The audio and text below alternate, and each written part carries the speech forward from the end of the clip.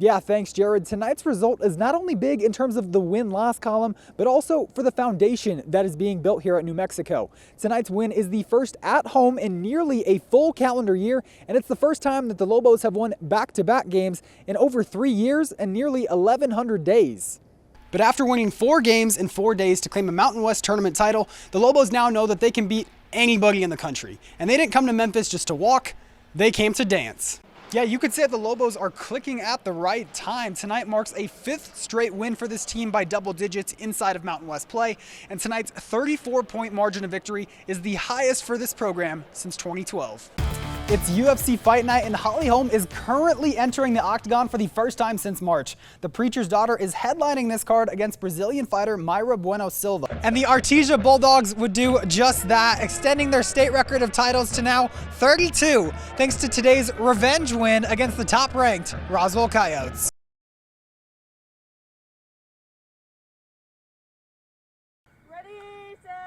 It doesn't feel like history because I'm just doing what I've been doing for the past 4 years. It's such a growing sport, and it was something that needed to happen. You know, like there was bound to be a first female in New Mexico to get it, and I'm just lucky enough that it's me.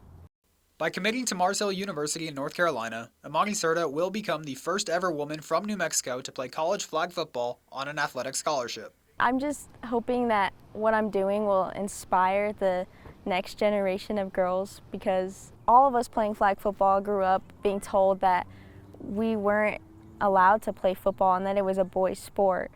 So now that we do have these opportunities, we're not wasting them. Serta says she never thought about playing collegiately until a few months ago. The possibility of playing at the next level really picked up steam when she put her skills on display at an NFL flag football showcase hosted by the Houston Texans. College coaches started approaching me whenever I was just doing the drills. I was probably one of the fastest there, so that probably caught a little bit of attention too. As it turns out, she was one of the more sought-after quarterback recruits for the class of 2025, and she received 6 scholarship offers. I was more shocked and surprised than anything. I never imagined something like that could happen. Coaches coming up to me, it made me feel like I was important and good at something. Serta has also done a good job of growing the game locally. When she first started playing, she was the only girl on the team. But last fall, she helped form the Desert Rain, which is an all-girls team. It's grown a lot, and it's amazing seeing like the skill level of some of these players. Even there's no girls league, so we play against boys. So I think we develop our skills a lot better by playing against boys and co-ed teams. And I think my message to those people out there who don't really understand it is, why not, you know? When she gets to Mars Hill, Serta will be part of the Lions' inaugural season. And as this trailblazer continues down her own path, it's also paving the way for some of her teammates and younger players to also live out that dream. It makes a high expectation or sets a high standard for me, but I know it's something that I can achieve, and I'm ready for it. Reporting, Brad Benson, KRQE Sports.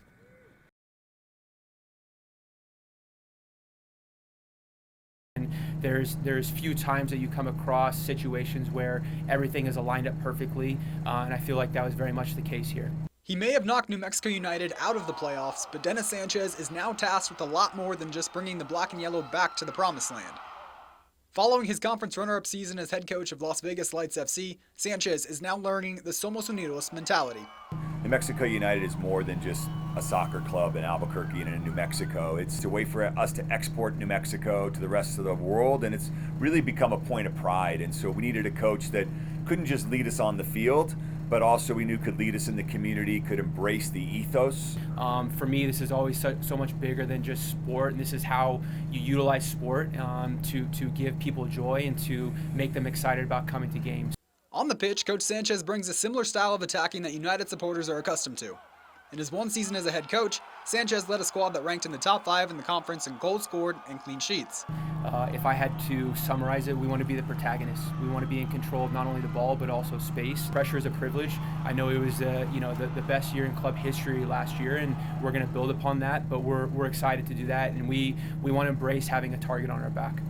The ultimate goal remains winning championships, but Coach Sanchez is also stressing the importance of building something for the future of New Mexican footballers. Sanchez comes from a developmental background, so he knows firsthand the importance of retaining the top talent in the state and growing the academy program.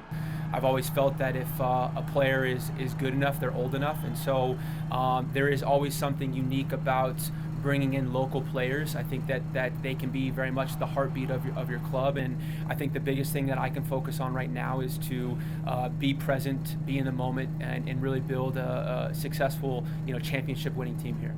It's now full steam ahead for Coach Sanchez and New Mexico United as the season opens on March 8th.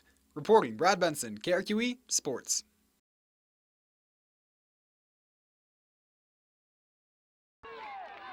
I mean, it was a machine, man. He created an absolute machine. It was just a fun time of your life, and we got to be the best football team in America back then. From 1984 to 1990, the Animas Panthers went on a historic streak of 7 consecutive state championships. That's thanks to a 72-game unbeaten streak, including 69 consecutive wins. At the time, that was the longest streak in America, and that's thanks to a culture created by head coach Billy Henson. If you could play, you played. I mean, it didn't matter what grade you were in, or how big you were, what age. If you could play, you got put on the field. You know, if you weren't on the football team, you were a manager. You know, you were equipment guy. Yeah, everybody was involved, and drill after drill after drill after drill to perfection. I mean, everybody was dialed in. Not only was the community around Animas bought in, but the Panthers' dominance gained the attention of national news outlets such as Life magazine. When teams see success, you know, you got the common population wants to go against them. It seemed like we had such a community; people were vying for our victories. We would go to an away game, and the away side, the stands would be completely full. I mean, people would drive 6 hours to go watch us play, and people from Texas knew we were playing. They'd come over from Midland, Odessa, and they'd heard about it. Now, these kids weren't the biggest or the strongest, but rather a group of unique individuals from a small mining town who only knew how to win. So we're just a bunch of farm kids and copper mining kids, and it's like you see these movies about Friday Night Lights and that one in California. It's like, I wonder if they ever did a movie about Animas, what it would be like.